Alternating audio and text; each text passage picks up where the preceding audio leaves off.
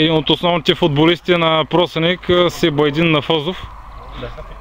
Капитан на отбора, уточнява президента на клуба Осман Ахмед.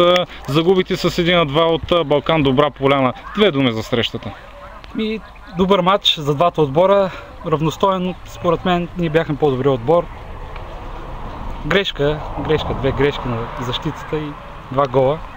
Искам да благодаря на всички момчета и се извина за втората ми грешка за втория гол. Но ще се реванширам по-нататък и благодаря на всички момчета за добрия мач. Смяташ ли, че в оставащите срещи Просеник ще спечели победи? Да, смятам.